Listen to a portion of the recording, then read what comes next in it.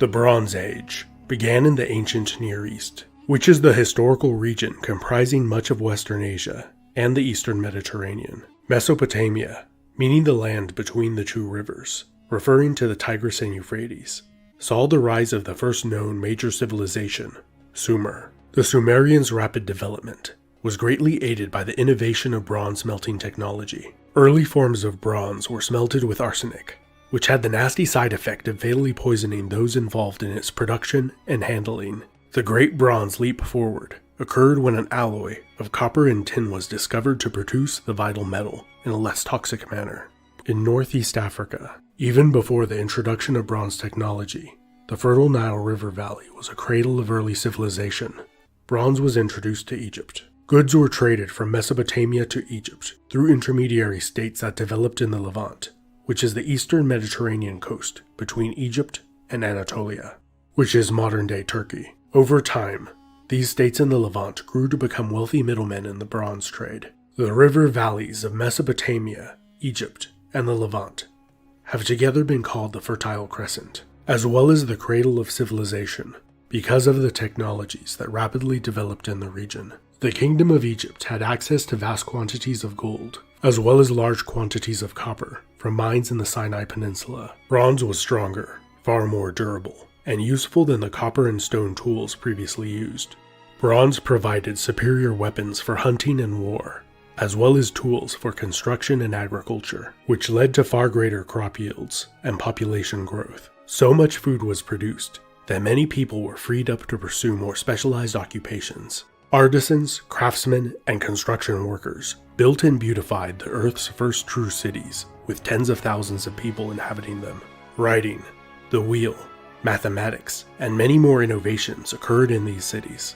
Because Egypt only had plentiful access to one of the two necessary ingredients to create bronze, copper tools were widely used, especially during Egypt's earlier dynasties. Although much less tin is required to create bronze, it was far less plentiful. The river valleys of the Fertile Crescent, as the name implies, had the best farmland in the Near East, but they lacked the necessary components to produce bronze.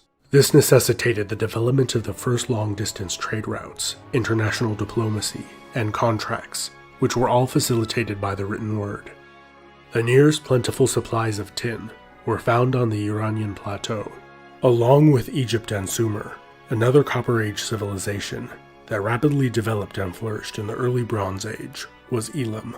Elamite civilization was centered around the city of Susa, nestled in the foothills of the Zagros mountain range, which looms over Mesopotamia. The Elamites benefited from their greater access to tin.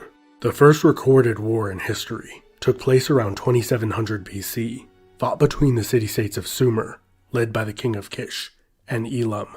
The Sumerians won the war, and recorded that they carried away the spoils and weapons of Elam. But that was the first of many wars, and Elam would outlive Sumer. For more than 1,000 years, Elam remained an ever-present threat to the civilizations of Mesopotamia. The Sumerians were first subdued by the Akkadians to their north. Sargon of Akkad is often considered to have established history's first empire. In 80 years of rule, the Akkadians were conquered by the Gutians from the Zagros Mountains. The Gutians are the earliest example of the barbarian archetype, coming in to destroy civilization, only to adopt the culture of the conquered peoples. The first records of slavery can be found in ancient Mesopotamia.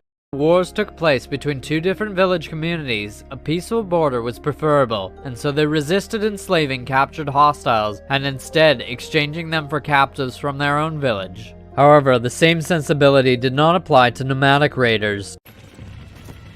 The ashes were trampled into the earth, and the blood became as snow.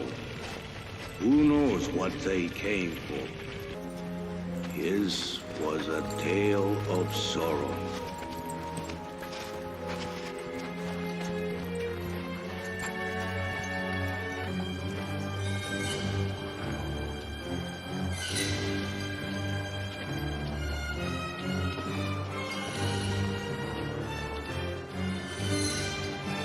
In the earliest writings from Mesopotamia, it is indicated that at least some of the slaves were kidnapped from the foothills of the Iranian mountains. They became livestock, and some were permanently blinded to discourage running away. Foreign slaves had their names taken from them and assigned new names to strip them of their former identity.